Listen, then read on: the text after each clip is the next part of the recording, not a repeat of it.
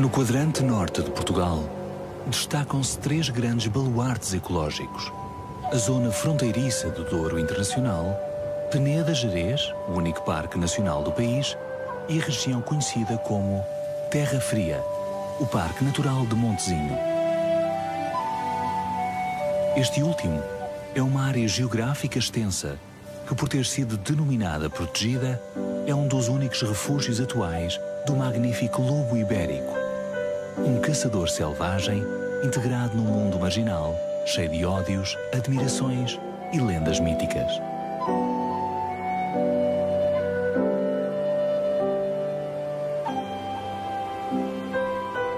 Numa região tão ampla e frondosa, é lógico que a fauna seja também abundante e diversificada. Cervídeos no cio, moluscos sem concha e muito pegajosos, felídeos bravios, pequenos mamíferos extremamente cautelosos, répteis inquietantes, fantásticos ases dos ares e tímidos seres terrestres com carapaça. Até ao século XIX, havia lobos por toda a Península Ibérica. Atualmente, restam apenas uns 300 exemplares num perímetro de 20.000 km². Apesar de serem alvo de uma rígida proteção, são sem dúvida monarcas destronados que reclamam uma nova oportunidade para reinar no bem-aventurado Portugal selvagem.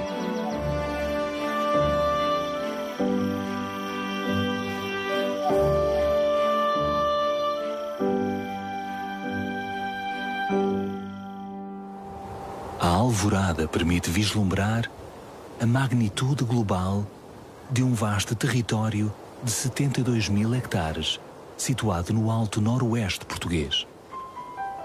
A luz matinal desvenda a grandeza do Parque Nacional da Peneda-Gerês. Foi criado no ano de 1971 e está repleto de lagos glaciares encaixados entre as Serras Amarela, Peneda, Soajo e Gerês, e os planaltos de Mourela e Castro Laboreiro.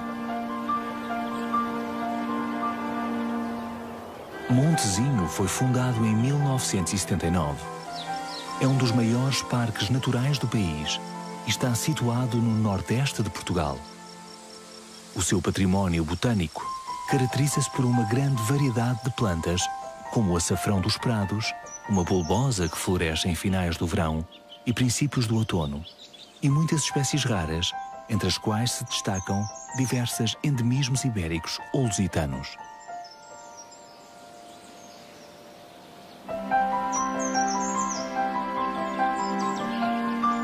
Montezinho é também uma das áreas montanhosas mais importantes para a fauna nacional e europeia.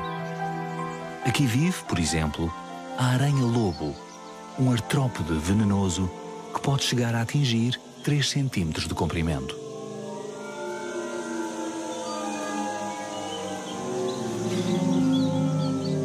As fêmeas são de cor parda e maiores que os machos. Vivem em terrenos pedregosos e utilizam as fendas nas rochas para se refugiarem e hibernar. Têm uma visão apurada e fogem dos animais grandes, pelo que é difícil que piquem um ser humano. Apesar de serem venenosas, as suas quelíceras estão concebidas para atacar insetos e a sua picada não costuma ser mais dolorosa que a de uma abelha.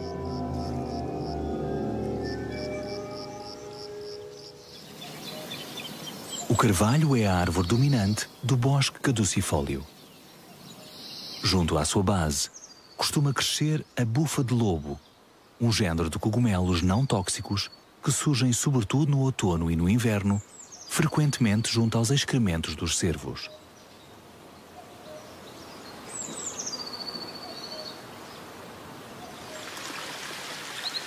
Outro cogumelo muito comum é o chamado orelha de Judas. Cresce nos ramos das árvores, tem um diâmetro de 3 a 5 centímetros e também aparece em finais do outono. É comestível e um manjar muito apreciado na China e no Japão. Apesar de o seu princípio ativo ser um potente alucinogénio chamado ácido lisérgico, não parece ter qualquer efeito sobre esta delícia gourmet sem concha, a lesma, um molusco gastrópode que vagueia pelos troncos para devorar vegetais em decomposição e restos. Uma lesma pode comer até metade do seu peso numa só noite. E quando está saciada, só tem de contorcer-se, rasgar um muco pegajoso segregado por uma glândula situada na zona caudal e deixar-se cair ao solo para aí fazer a digestão tranquilamente.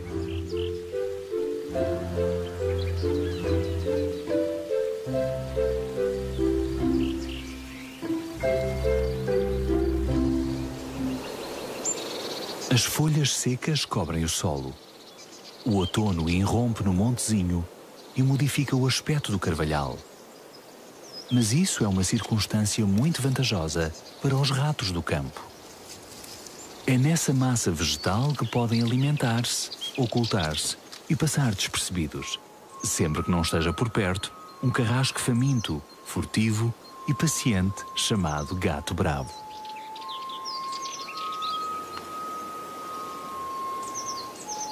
O felídeo terá de apurar a sua prodigiosa visão e audição, pois os ratos fazem pouquíssimo ruído e são quase invisíveis entre tanta folhagem caída.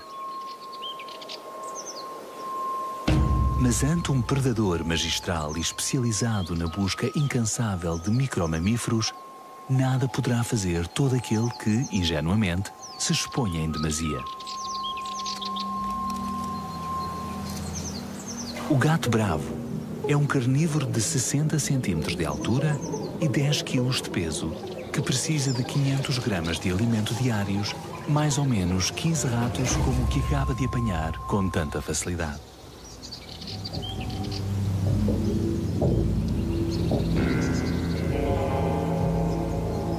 O gato bravo é um animal considerado como sendo de interesse especial. É solitário, tímido e, sobretudo, um grande caçador itinerante. As folhas de carvalho são inconfundíveis. Possuem vários lóbulos laterais irregulares e a maioria é marcescente. Permanecem na árvore mesmo depois de secas, até ao aparecimento das folhas novas na primavera.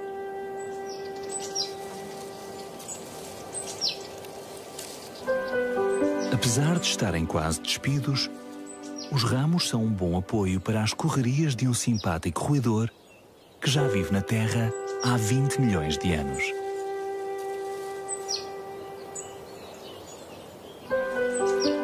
Os esquilos têm hábitos arborícolas e terrestres e não hibernam. Regra geral, são muito precavidos, pois, tal como os ratos, são presa habitual dos gatos bravos. Mais ainda se se tratar de uma cria indefesa, como esta de cerca de 5 meses de idade.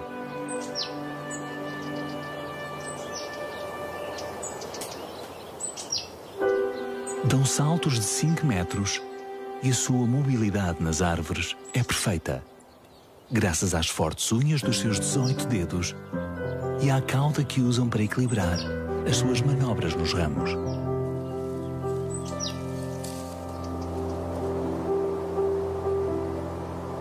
O dinamismo dos esquilos reflete a realidade cotidiana dos bosques nortenhos portugueses. Apesar de serem um pequeno universo em constante animação, são também um território com vizinhos perigosos, como a víbora cornuda, que costuma aparecer no Gerês inesperadamente. É impossível confundi-la. O seu focinho levantado é um traço característico. A coloração dorsal em zigue-zague, os 70 centímetros de comprimento e os 2 grandes ganchos inoculadores de veneno dobrados no interior da boca são outros atributos desta serpente que se desloca por domínios vitais de até 1,5 hectares e que pode viver até 14 anos.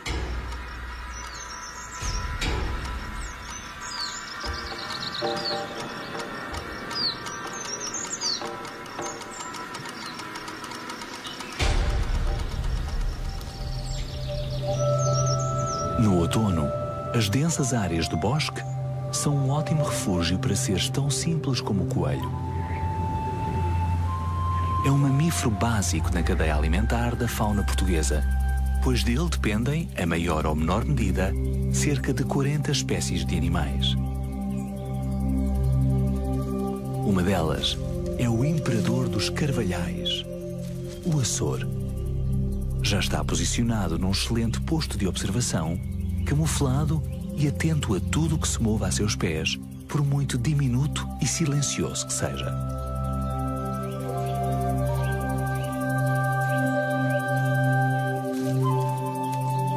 Os seus penetrantes olhos alaranjados, capazes de detectar uma presa a centenas de metros de distância, estão em alerta. De repente, lança-se para o vazio. Já não há perdão possível. Capturada a sua presa, deleita-se com ela. Aperta-a, asfixia-a e espera até que o coelho deixe de respirar. Depois, inicia o ritual que antecede o banquete, a remoção do pelo. Como se calcula que um açor precisa de uns 200 gramas de carne por dia, este troféu satisfaz as necessidades de uma das aves de rapina mais rápidas e eficazes de todo o Portugal selvagem.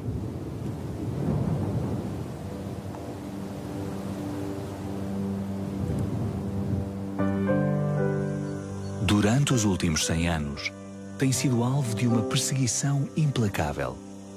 Mas no Montezinho, Peneda Gerês e arredores do Douro, o lobo ibérico está a salvo.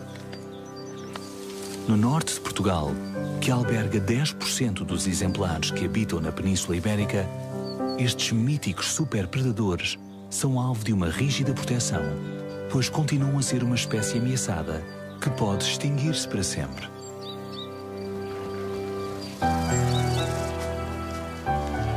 No lobo cinnatus, assim chamado devido às manchas negras nas patas anteriores, predominam os tons castanhos, a sela, uma capa escura no dorso e as manchas brancas ou bigodes nos lábios inferiores. O peso varia entre 30 a 50 quilos e mede cerca de 70 centímetros de altura. Vive em alcateias com uma rígida hierarquia social que não costumam ter mais de 7 membros. Os exemplares que ocupam a posição hierárquica mais alta, o casal reprodutor, são os alfa, os seguintes são os beta e os de estatuto mais baixo são os ômega.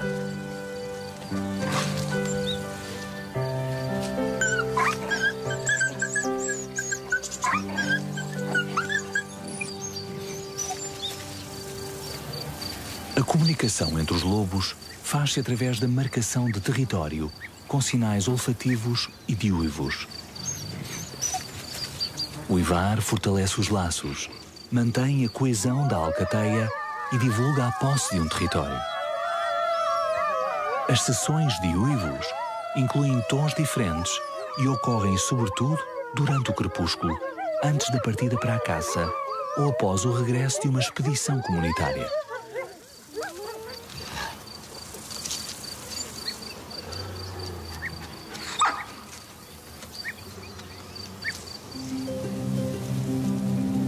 Outro dos habitantes deste bosque de montanha é um resingão de patas curtas que chega a pesar mais de 200 quilos. É o parente bravio do porco doméstico, o javali.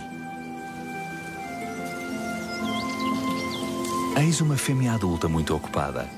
Está a fazer uma cama com ervas onde possa repousar durante o dia, pois os javalis são mais ativos de noite. A pelagem é muito grossa e muito densa para suportar os rigores do inverno. A sua fraca visão é compensada por uma audição e olfato apurados que lhe permitem detectar alimento ou predadores a mais de 100 metros de distância e captar sons imperceptíveis para o ser humano.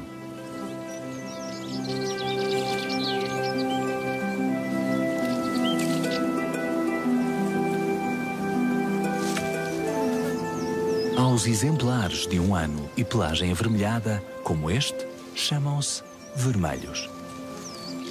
Tal como os adultos, já são omnívoros, um hábito devastador que altera a biodiversidade ainda que tenha o efeito positivo de controlar roedores, insetos e larvas prejudiciais.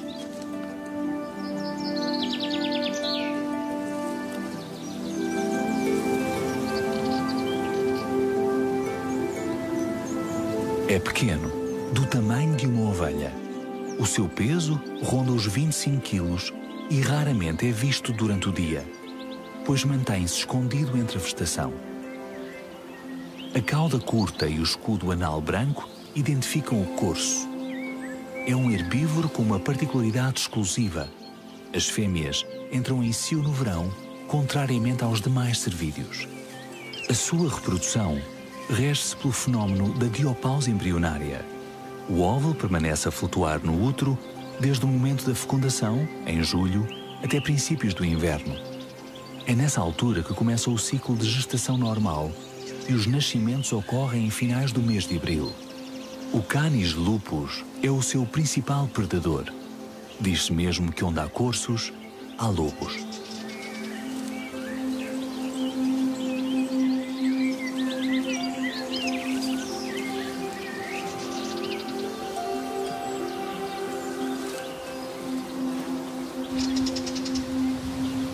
A diversidade faunística da área protegida do Parque Nacional da Peneda Gerês é imensa. Estão identificadas 235 espécies de vertebrados. Uma delas é uma ave do tamanho de um pardal comum, mas bastante mais rechonchuda e vistosa, graças à mancha alaranjada que se estende desde a sua testa até ao peito. É o pisco de peito ruivo. Desde o mês de janeiro até julho, o canto melódico e repetitivo dos machos inunda todos os cantos do bosque caducifólio norocidental português. Em setembro, são os veados que entram em ação. O outono é a sua época de acasalamento e os bramidos, o canto de corte dos machos, ecoam incessantemente.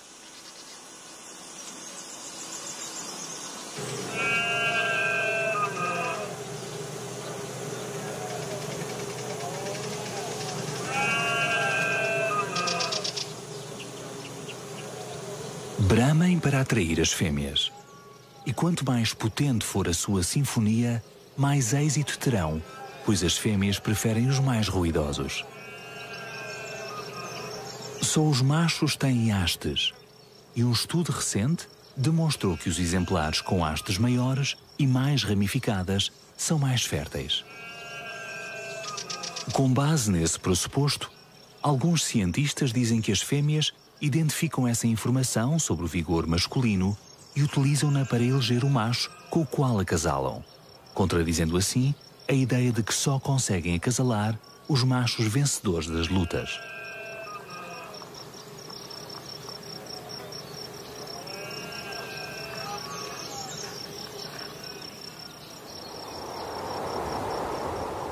Este é um território muito amplo para um rei de carne e osso, pois apesar de ser certo que o lobo ainda existe, é tremendamente difícil encontrá-lo. Só entre sombras temos a oportunidade de observá-lo de perto. E quando a noite cai, surge um momento alto, o feroz banquete dos senhores da noite.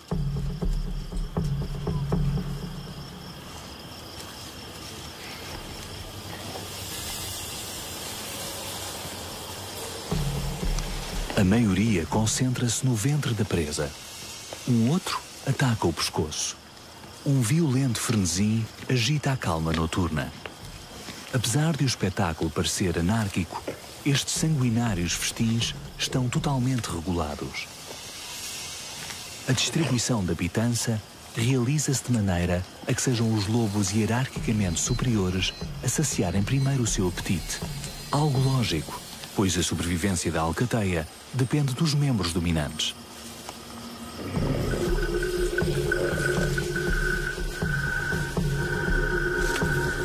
Os subadultos não reprodutores carecem de projeção biológica. Não lhes é permitido que se reproduzam e, por isso, não ajudam à perpetuação da espécie. É como se não tivessem direito a beneficiar dos troféus de caça apesar de ajudarem e participarem nas batidas. Serão, pois, os últimos a aceder ao alimento. E o macho alfa, o grande líder, encarregar-se-á de mantê-los à distância.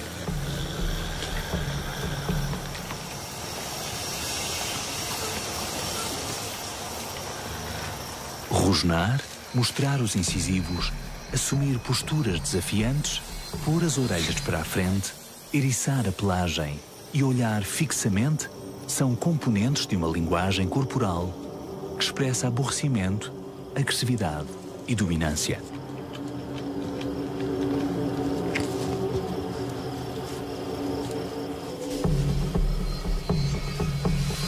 Apesar de o coelho e outros pequenos mamíferos superarem atualmente em Portugal os grandes herbívoros, como o corso e os veados, na percentagem dietética dos lobos, capturar um veado é um grande acontecimento para a alcateia.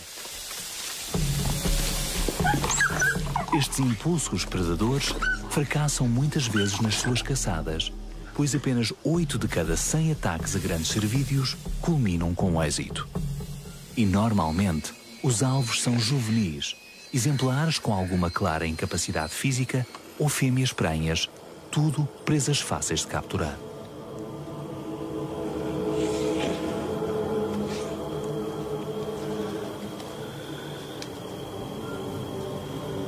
Ante um acontecimento social tão importante como a oportunidade de dispor de uma presa grande, é natural que os nervos estejam à flor da pele e que a tensão provoque violentos ataques de ira, protagonizados pelo distinto patriarca da alcateia, um temível defensor da disciplina e da ordem.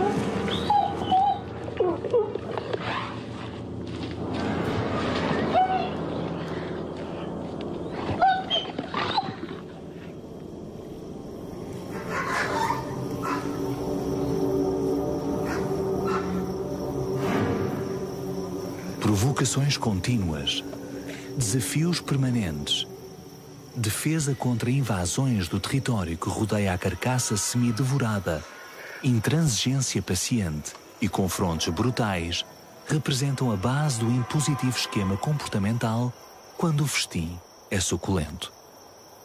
Uma rivalidade constante que pode durar muitas horas, toda a noite inclusive. Uma longa noite em claro que deixará praticamente extenuado e sem fôlego o guardião protetor da alcateia, um macho viril que só permitirá a aproximação pacífica de uma fêmea dócil.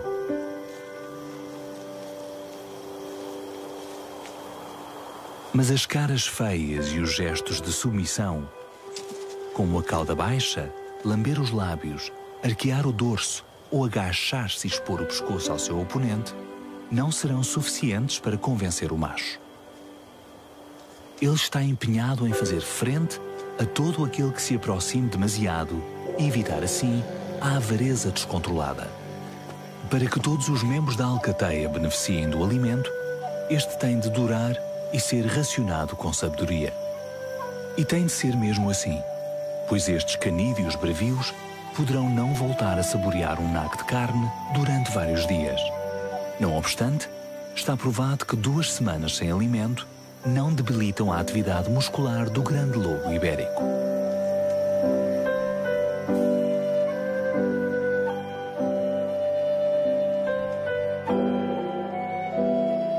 Os índios diziam que o lobo jamais desapareceria do mundo, pois é o guardião dos bosques. Atualmente, urge erradicar o desprezo e o rancor.